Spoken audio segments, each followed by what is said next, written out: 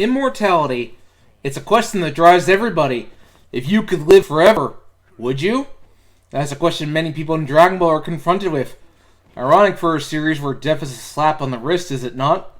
But this drive to become immortal is a common goal among this series' many villains, be they canon or filler. Let's go into some of them, shall we? Master Roshi seems to have eternal life, though this is apparently tied to some herb he eats. He can still die of unnatural causes, which he did after failing the Mafuba, even admitting to Tien Shinhan that he lied about drinking the Immortality elixir. Piccolo Daimyo is perhaps the first villain to want such a wish, as he is successful in attaining eternal youth.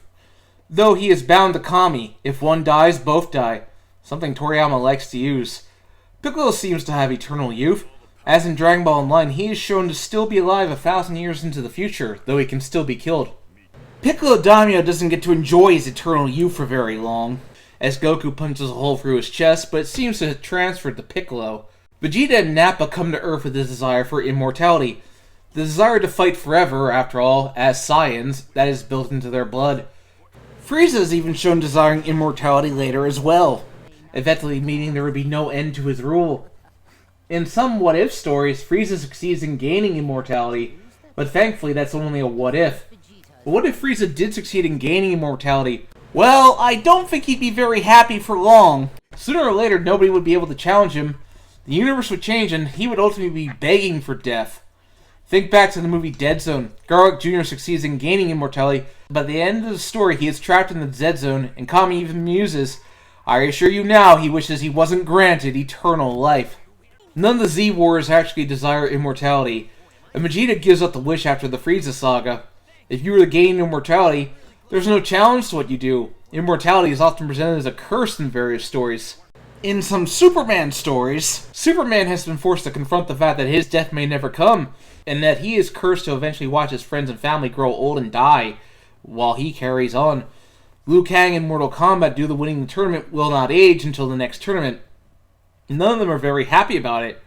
So for Goku and the other Z fighters, what would they have to gain by achieving immortality? Nothing really. Zamasu also achieves immortality, but that's due to his disdain for mortals. Of course, since Goku Black didn't become immortal, that caused his immortality to be rendered incomplete. Take how he looked in the anime. Would you really want to look like he does? In that pain? Unable to die? To become immortal would be defying nature, which is what many Dragon Ball villains desire to do. True immortality isn't about living forever, man. It's about what you do with the time you have. In fact, we are shown that many years after the main timeline, Goku and his friends did leave behind a legacy that will live on forever. Don't give up! I know you're stronger. I can feel it. You're hopeless. Utterly hopeless. It's only a little more. Just a little more. You can't lose. Don't be a fool. Just making it this far is amazing on its own. Essentially achieving a natural immortality. That is why immortality is presented as wrong in Dragon Ball. It's unnatural, and for our heroes who live their lives by fighting, that isn't a very good way to live, now is it? Impossible!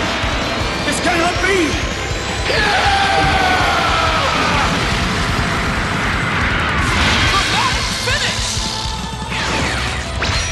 Thank you, everyone.